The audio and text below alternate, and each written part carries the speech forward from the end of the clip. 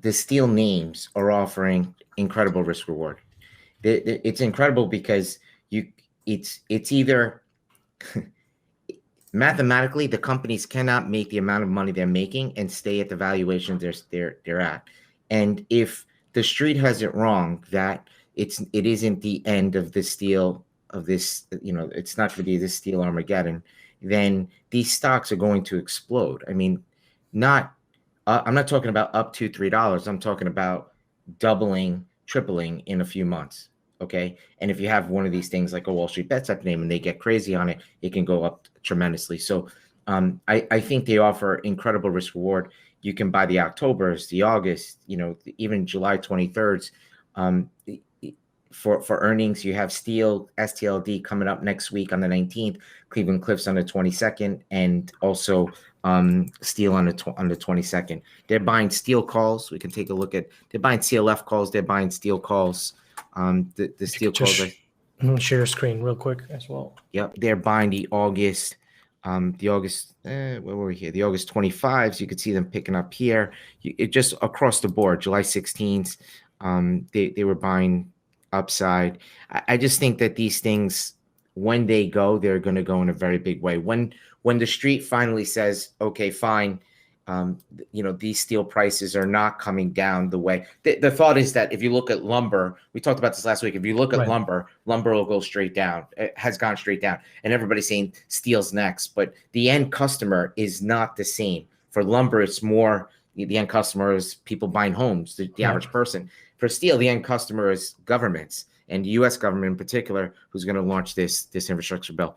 It's when the street figures out that this may not actually happen. The futures chart going out to, let's call it March, April, May of next year doesn't actually go down, and it's in fact just keeps grinding higher. And these guys are making money hand over fist. You're going to see these things honestly explode. So it's either it doesn't work or the stocks explode higher. And that's what you're looking for, right? That's what you look for to play options. Now, if it's 200 vol, you don't want to do that. But you're looking at these steel names and, $25 steel name trading at 50, 60 vol, you can buy options for $1. And I can't be any clearer. These things have the chance to explode the stocks. Steel breaks out from, the U.S. steel is traded, the high is 30. It's just trading 22 recently. This thing go from 22 to 30 to 38.40 quick.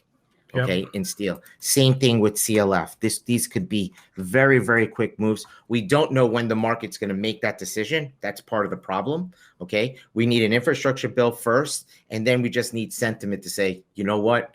The market's got this wrong, and they're going to take them. And you got to wait for that. I don't know when that happens, but if you get I'd rather spend a little bit more money on a little bit more time right now before you get this explosion move, because when you do, these at the money implied volatilities are going to go to 80, 90, 100, and that's when that's when it's going to be very difficult to make that decision to say, okay, now I want to buy these things. It's just very difficult. Someone asked me a question personally. They sent me an email, and it's on Cleveland Cliffs, and we have a trade on in Cleveland Cliffs. Okay, so we did a trade where we were buying the August 25 calls and selling the July 35 calls. Okay, we did that for $2.50. Okay, some people have asked me whether they should get out of the trade as they come, and the answer is I want people to understand sort of the math here, because it's not a stop here. We're doing something that we usually don't do, but there was an opportunity to do it. So if we paid $3.50 for the August 25s, okay, that's how much it worked. We really want to be long the August 25s, okay? So we get earnings here, but we really wanted to be long the August 25 calls, okay? And they were $3.50 at the time. We sold the July 35s, they were $1. So net, that was $2.50, okay? The idea is when you do these types of spreads, the idea is that you have to take what the position will be when you get the earnings, what it will be when the July comes off. So we paid $3.50 for the August 25s. We sold the July 35s higher strike at $1. We paid $2.50. The way I calculate sort of how I want to get stopped or how I want to do the trade is let's just say you would naturally buy a 10 lot. Your total size was $3,500 for each trade, right? So that's your total size. So $3,500 my total size. That means my stop is around 1750. Could be 1650, 17. It's around 1750, 50%. Okay. So when I do this spread, I still have that 10 lot, but I only paid 250. So that means I can lose 1750 of that 250. Okay, which would be leave me with 75 cents.